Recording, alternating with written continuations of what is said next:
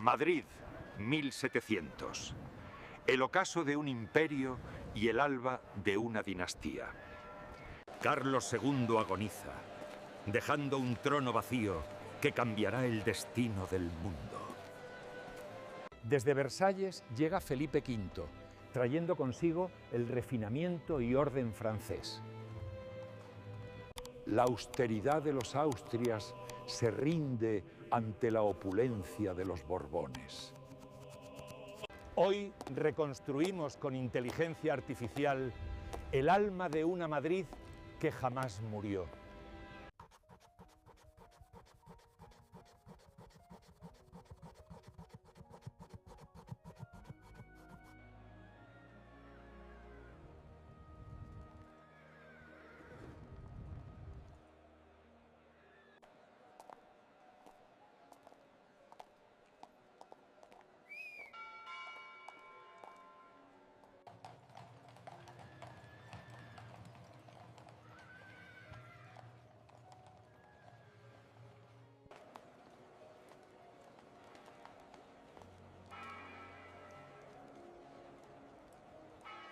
En el año de 1700, Madrid se había consolidado como el corazón político de uno de los imperios más grandes de la historia.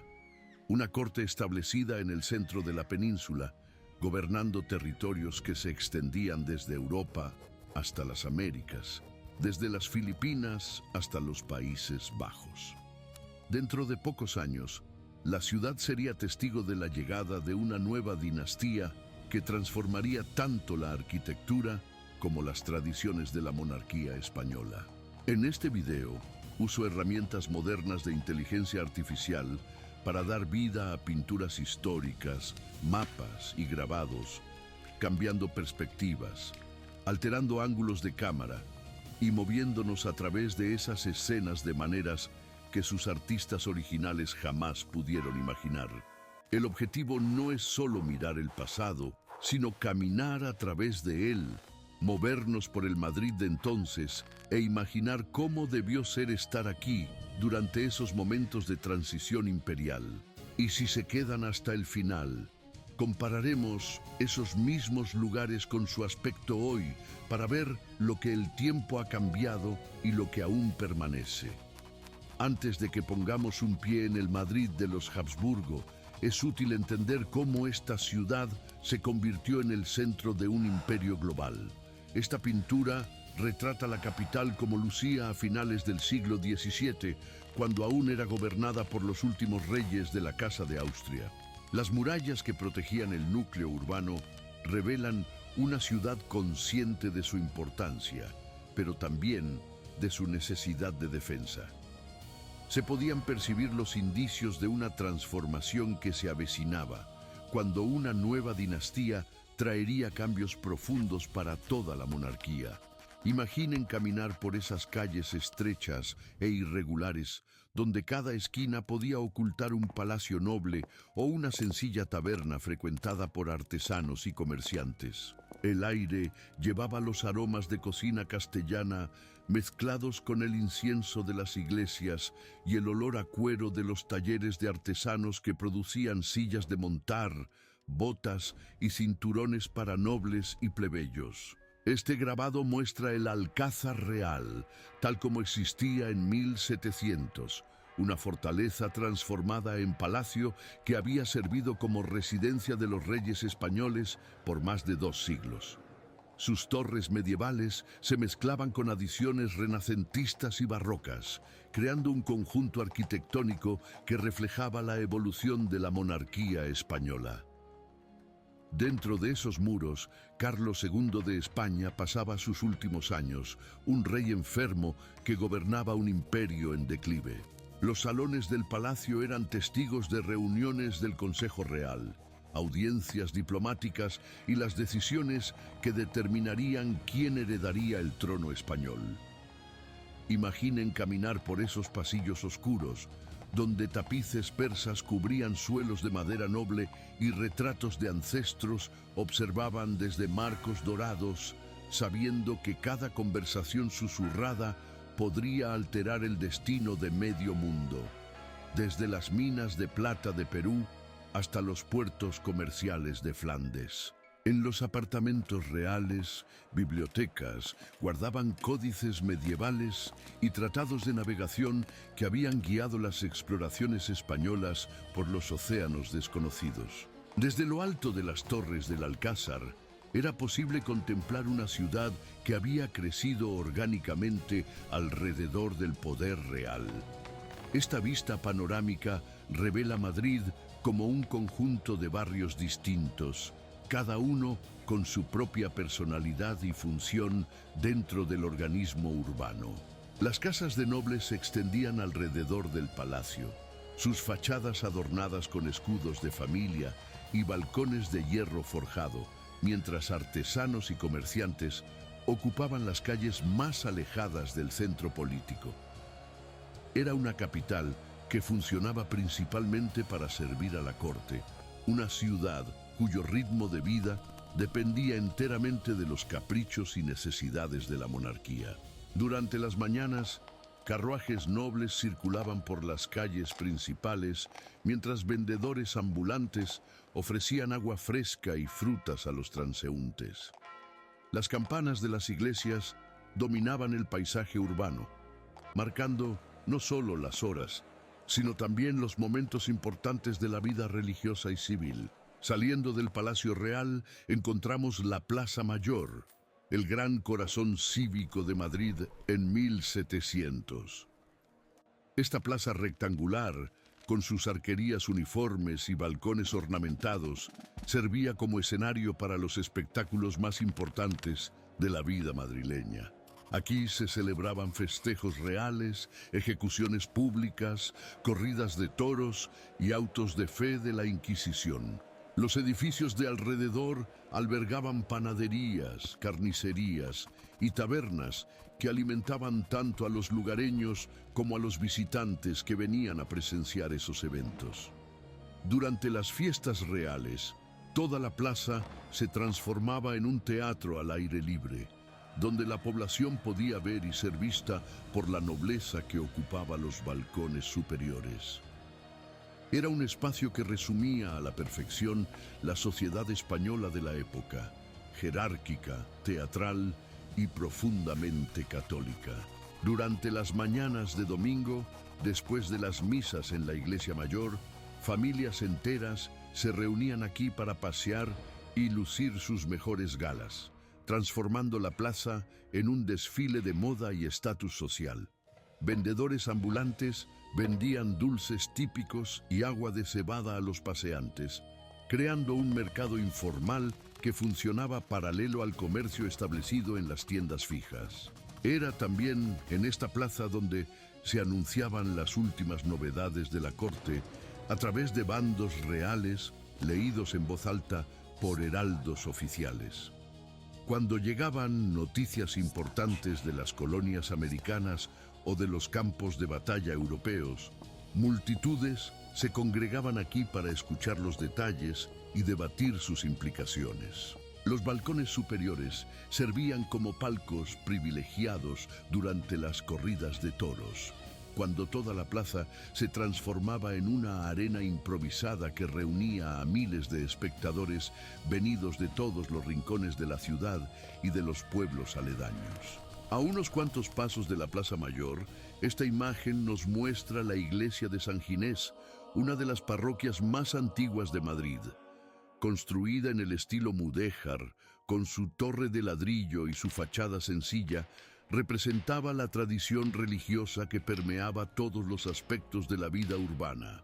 Dentro de sus paredes se bautizaban a los hijos de la nobleza y se enterraba a los muertos más ilustres de la ciudad.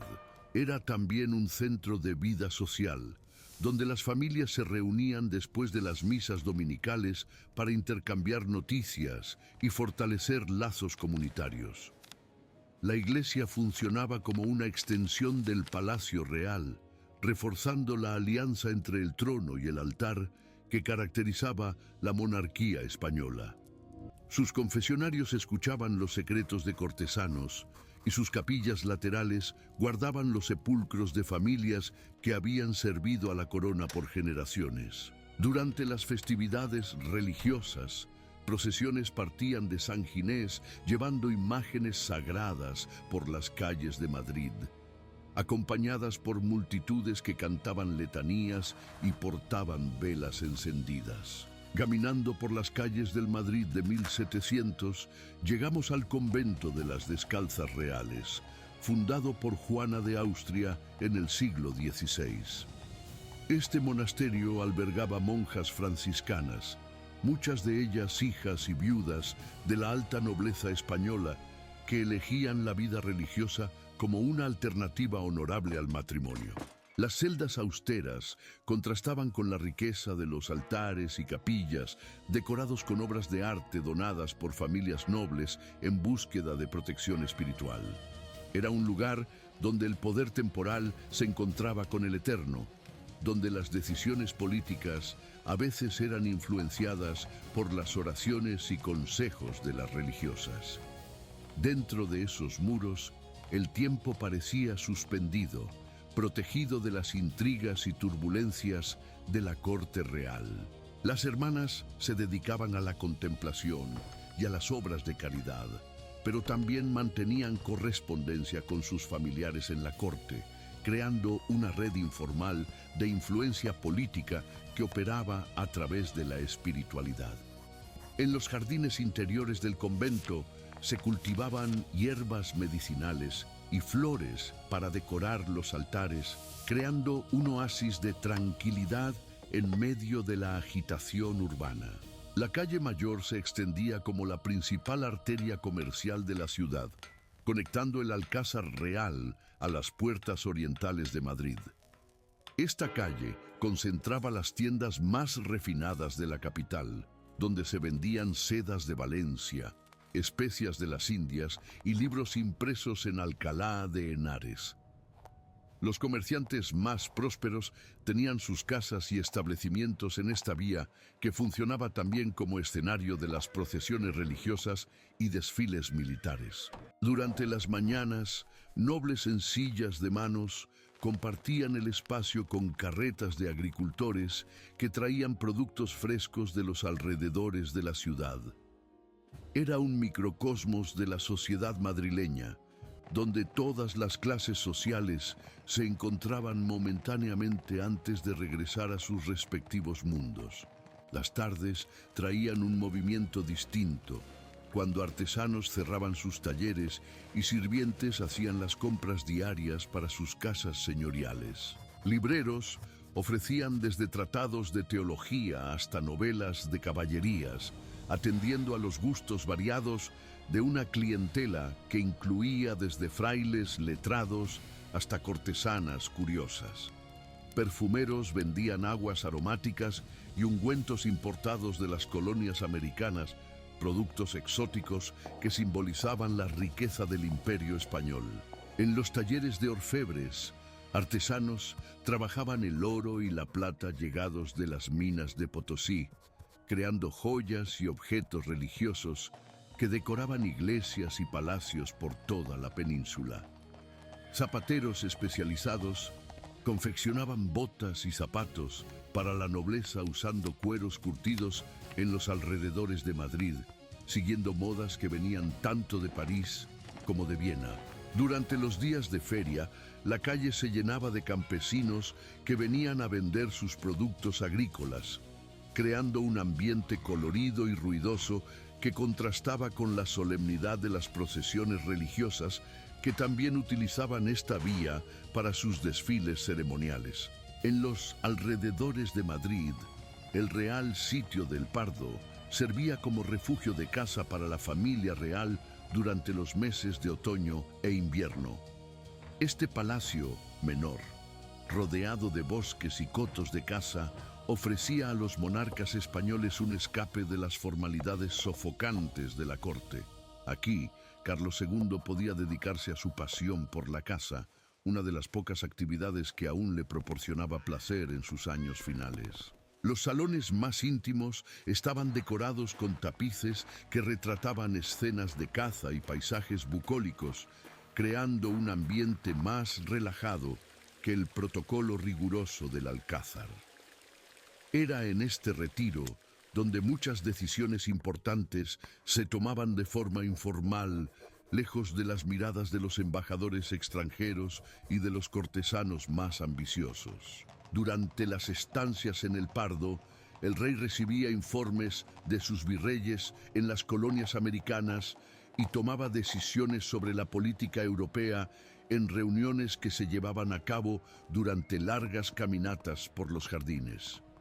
Los bosques circundantes albergaban jabalíes, ciervos y otras piezas de caza que proporcionaban entretenimiento y sustento para la mesa real, manteniendo viva una tradición que conectaba la monarquía con los orígenes rurales de la nobleza castellana. Durante las temporadas de caza, toda una corte itinerante se trasladaba a El Pardo, incluyendo sirvientes, cocineros, caballerizos y hasta músicos que proporcionaban entretenimiento durante las largas noches de invierno. Era común que embajadores extranjeros fueran invitados a participar en esas cacerías, que funcionaban como una forma de diplomacia informal donde cuestiones delicadas podían discutirse lejos del protocolo rígido del alcázar.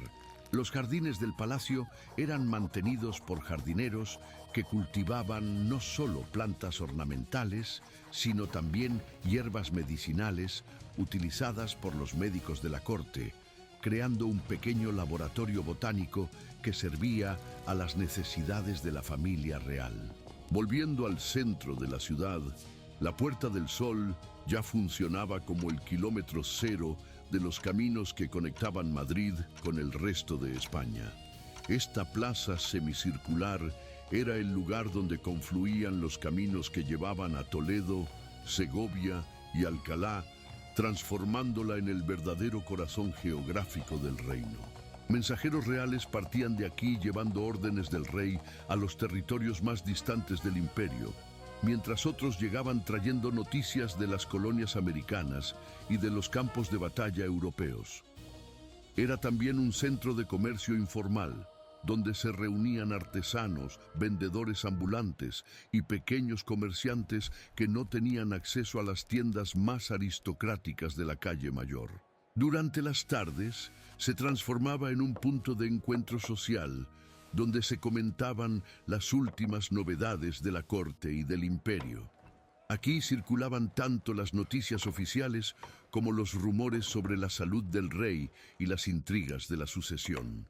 Tabernas cercanas ofrecían vino de La Mancha y comida sencilla a los viajeros que llegaban a la capital, creando un ambiente cosmopolita donde se podían escuchar conversaciones en catalán, aragonés, gallego e incluso en idiomas extranjeros hablados por comerciantes y diplomáticos de paso. Al final del año de 1700, Madrid se preparaba inconscientemente para una transformación histórica. La muerte de Carlos II, que ocurriría en noviembre, marcaría el fin de la dinastía de los Habsburgo en España y el inicio de la Guerra de Sucesión Española. Las calles, que fueron testigos de siglos de poder austríaco, pronto verían los estandartes franceses de Felipe V, el primer Borbón en gobernar España. Imaginen estar aquí en aquel momento decisivo, observando una ciudad que estaba a punto de cambiar no solo de dinastía, sino de siglo, entrando en una nueva era que traería reformas profundas en la administración, en la arquitectura y en la propia identidad de la monarquía española. Los madrileños aún no sabían, pero sus vidas serían transformadas por los vientos de cambio que soplaban de Francia, trayendo nuevas ideas sobre gobierno, arte y sociedad. En pocas décadas, Madrid vería la construcción de nuevos palacios, la renovación de antiguas plazas y la llegada de artistas y arquitectos que introducirían el estilo rococó y neoclásico en la capital del imperio. Las antiguas tradiciones castellanas se mezclarían con influencias francesas e italianas, creando una cultura cortesana única que influiría en toda Europa. Los jardines al estilo francés reemplazarían a los patios mudéjares, las óperas italianas y francesas competirían con los autos sacramentales en las preferencias de la nobleza y la etiqueta de Versalles se superpondría a los protocolos borgoñones heredados de los Habsburgo. Era el fin de una era y el inicio de otra. Una transición que cambiaría no solo la apariencia de la ciudad, sino también el alma de la monarquía española. Ahora, quiero traerlos al presente y mostrarles cómo lucen esos lugares hoy. Gracias por acompañarnos, y si tienen ideas o sugerencias para futuras ciudades, compartan en los comentarios. Comencemos. El antiguo Alcázar Real fue destruido por un incendio en 1734, siendo reemplazado por el actual Palacio Real que hoy vemos en el mismo lugar. Los cimientos del edificio original aún pueden observarse en los jardines, pero la estructura actual representa ya la arquitectura borbónica, más italiana y francesa que los estilos anteriores. El palacio moderno mantiene la función ceremonial, aunque la familia real española se haya mudado al Palacio de la Zarzuela. Sus más de 3000 salones guardan tesoros artísticos de varias épocas, incluyendo algunas piezas que pertenecieron al antiguo Alcázar y sobrevivieron al incendio. La Plaza Mayor conserva sus dimensiones originales y parte de la arquitectura del siglo XVII, aunque haya sido reconstruida después de varios incendios a lo largo de los siglos. Hoy funciona principalmente como atracción turística y centro de eventos culturales, pero aún mantiene algunos de los cafés y tiendas tradicionales en las arquerías bajas. Durante la Navidad, alberga un mercado tradicional que evoca las antiguas ferias que allí se celebraban hace 3 siglos. Los balcones, que antes observaban ejecuciones públicas, ahora contemplan presentaciones teatrales y conciertos al aire libre, manteniendo viva la tradición de la plaza como espacio de espectáculo público. La iglesia de San Ginés sobrevivió prácticamente intacta desde 1700, siendo una de las pocas estructuras originales que aún pueden visitarse. Su interior conserva retablos barrocos y pinturas de la época, ofreciendo una experiencia auténtica de la religiosidad madrileña del periodo. Continúa funcionando como parroquia activa en el centro histórico de la ciudad, celebrando misas en los mismos altares donde oraban los cortesanos de Carlos II. Es posible sentarse en las mismas bancas de madera donde se arrodillaron generaciones de madrileños hace más de 3 siglos. Sus paredes guardan memorias de bautizos de príncipes y bodas de la nobleza que moldearon la historia de España. Antes de que demos por terminada nuestra jornada por este Madrid de 1700, quiero hacer una pausa por un momento para reflexionar sobre lo que significa caminar a través del tiempo de esta manera. Cada calle que visitamos, cada edificio que observamos, lleva consigo capas de historia humana que se extienden mucho más allá de los grandes eventos políticos. El Madrid de 1700 era una ciudad de contrastes extremos, donde la opulencia de la corte convivía con la pobreza de muchos de sus habitantes. Era un lugar donde el poder absoluto de la monarquía se manifestaba en cada rincón, pero donde también florecían tradiciones populares que sobrevivieron a todos los cambios dinásticos. En las tabernas cercanas a la Puerta del Sol, soldados contaban historias de las guerras en Flandes, mientras comerciantes discutían los precios de las especias que llegaban de Manila. Era una capital cosmopolita, a pesar de su aislamiento geográfico, un centro que atraía a gente de todo el imperio en busca de oportunidades, protección o simplemente de una vida mejor. El convento de las Descalzas Reales permanece como uno de los museos más importantes de Madrid, conservando colecciones de arte sacro y objetos personales de las antiguas religiosas nobles. El edificio mantiene su estructura original, permitiendo a los visitantes caminar por los mismos pasillos donde vivieron personajes históricos fundamentales para comprender la sociedad de la época. Sus salones guardan tapices, pinturas y reliquias que documentan la vida aristocrática femenina en el siglo XVII, ofreciendo una ventana única para entender cómo vivían las mujeres de la alta nobleza en clausura voluntaria. La antigua calle Mayor se transformó en una calle peatonal en el corazón del centro histórico, flanqueada por tiendas modernas, pero que conserva el trazado original de 1700. Muchos de los edificios mantienen sus fachadas históricas, creando una continuidad visual que conecta presente y pasado. La Puerta del Sol continúa siendo un punto de